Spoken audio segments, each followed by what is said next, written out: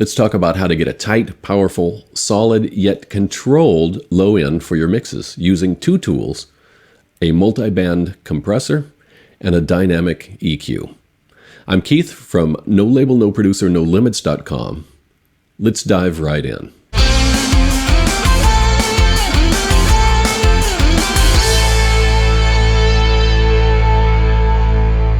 I'm going to demonstrate this on bass guitar, but you could do it on any instrument or on a full mix.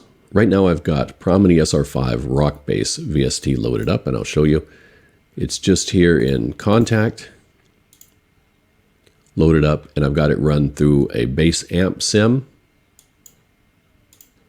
the Pod Farm Adam and Eve with the bass cranked up here. And let's take a listen quickly with no other processing.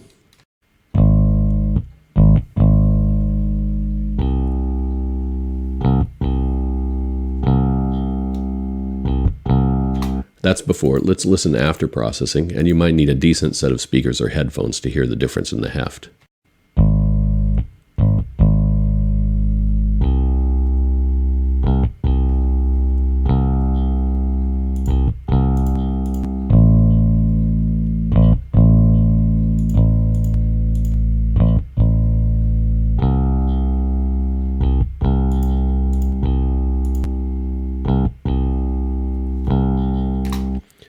Okay, let's talk about how we got there.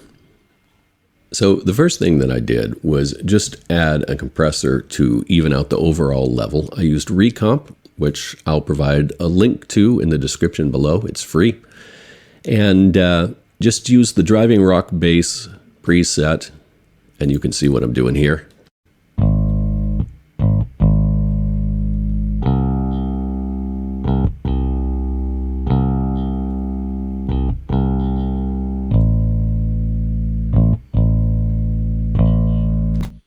So it's barely taking any off on the quieter parts, but it is leveling the lower parts down a little bit. And that's just to even out the overall sound. Next is Re-X-Comp, which is a multi-band compressor.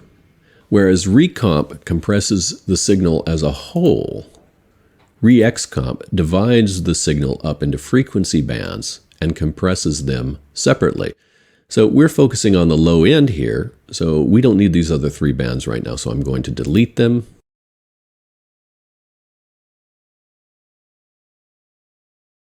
And now we just have one band, and I'm going to drag this down. You click and drag to change the frequency range, and we're just going to compress the low end. Now, how much of the low end do we want to compress in Re-X-Comp? Well, two ways to find out. You listen and you look.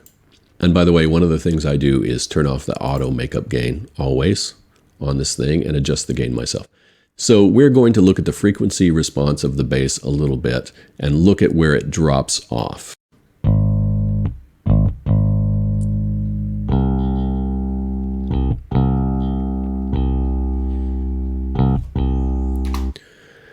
You can see it dropping off here at about maybe 130 on some notes.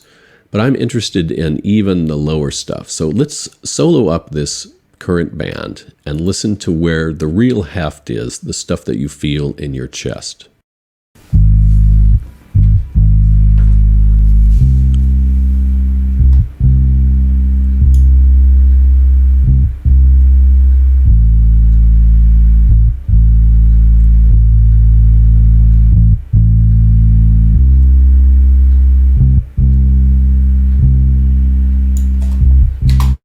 I'm going to unsolo it here. It sounds to me like it starts to get a little muddy when I get up there to around 85 or 90, so I'm just going to tighten up this hefty low end below about 80 hertz. So now, once you've got the frequency dialed in, you want to lower the threshold until you see some compression on the louder notes, but not so much or maybe even nothing on the lower notes.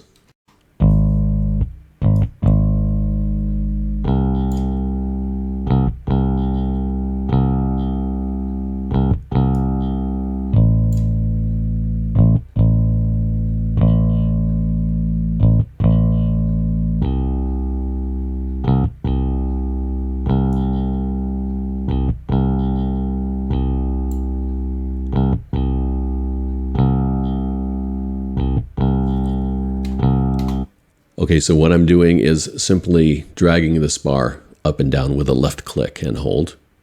Now we've got some compression dialed in on our low lows, and we can essentially use this gain control to control the amount of that that's in the mix. Typically what I do, you saw I was taking maybe 4 or 5 dB off the top here. Usually I end up by adding that back in right here. But if you need a little more, you can push it up. If you need a little less, you can pull it down. Let's take a listen.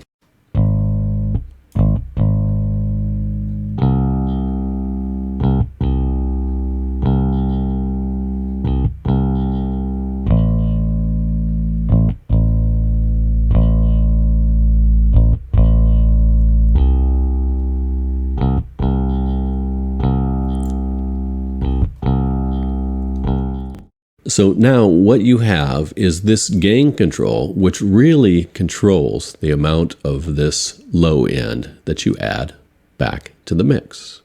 And the low end is more solid and consistent, and that's why you can turn it up. When the volume fluctuates too much in this frequency band, if you turn it up to where the more resonant notes are at the right level, the quiet notes will be too quiet. This way, the more resonant notes are turned down, which you make up with the gain here, and the quieter notes come up, so the low end is more consistent. Okay, I'm going to push this up a little bit for the demonstration, and let's hear before and after. Here's before.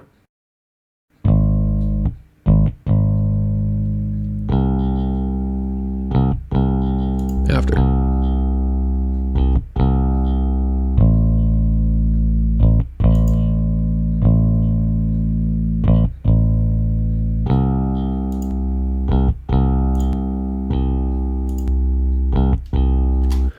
Now you might need a good set of speakers or headphones in order to hear that difference, but if you listen carefully, you can hear that it has more heft and the heft is more even. Okay, now let's look at TDR Nova, which is a dynamic EQ.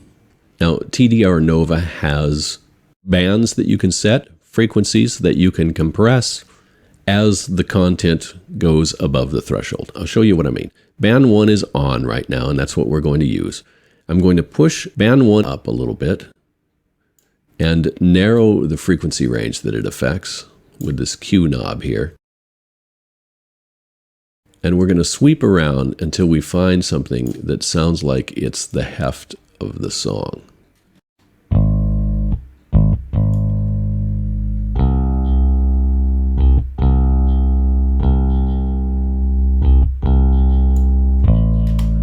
Right there sounds like it's pretty powerful. We're going to drag this down just a little bit and widen it out. If we widen it out too much, it will get muddy. Listen.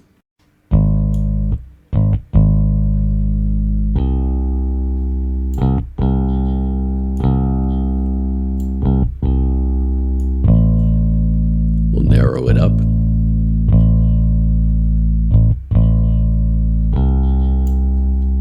That sounds good. And then we'll drag it down to a reasonable level here. Now what we want to do is set the threshold. We'll turn it on with the threshold button. Let's take a look at what we've done here. So we've increased this frequency by 3 dB across the board.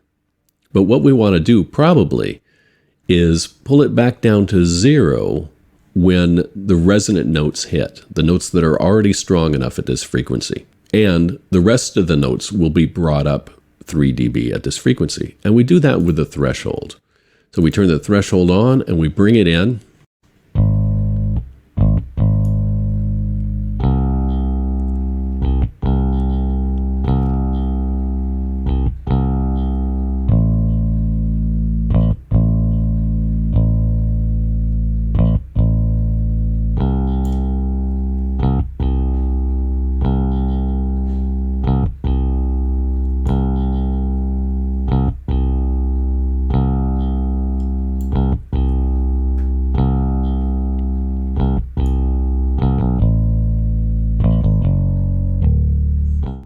Okay, so now we're significantly boosting, probably about 4.5 dB here at this frequency, and pulling it back down somewhat when we hit the more resonant notes. Let's listen to the before and after with the TDR Nova.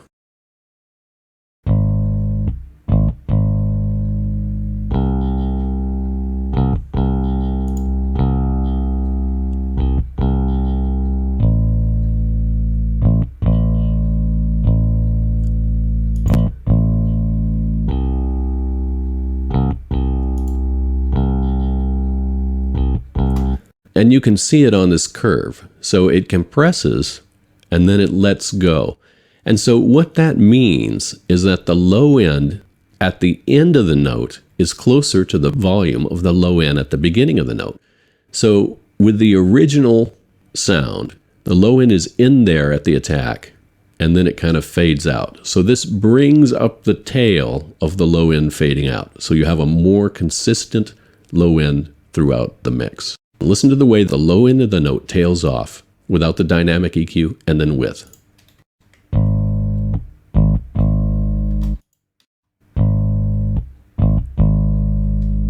More solid. So once again, here is the before and after with all of these effects in and out.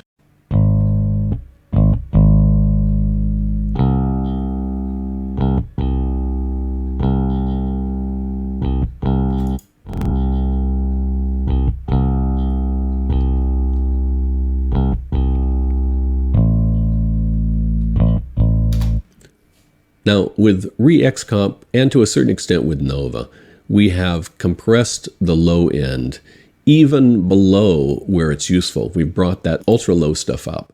So maybe even the stuff below 20 hertz is being brought up and it's not useful. The low note on a bass guitar, a standard tune bass, is 42.1 hertz, I think. So most anything below that is not super useful. And definitely this stuff below 20 hertz is harmful. It'll suck the energy out of your mix because your speakers are trying to produce it and they can't. It will take the headroom out of your mix. When you put your mixes on Spotify, it's not going to sound as loud. So, problem, consider adding a high-pass filter. And I'm going to use a couple here. We'll take Re-EQ, which is Reaper's stock EQ plugin, and it's free. And there will be a link below. And set band number 1 to high pass, and maybe down to about 40 hertz or so, or 35. And just pull some of that ultra low out. There's one more here that I'm going to show you. The TDR Slick EQ, and it has a high pass right here, and you can just dial it in wherever you want. Okay, that's in case you run into the problem of too much ultra low stuff after we've boosted this low stuff. Okay, that's how to add heft, more consistent, more thunderous low end to your mixes using multi-band compression and dynamic EQs. If you're watching on social media, there's a link below the video to a page that has more detail as well as downloads for the resources that I've mentioned in this video. As always, if you've found the content valuable, like, subscribe, comment, and share. Until next time, I'm Keith from No Label, No Producer, NoLimits.com. See you soon.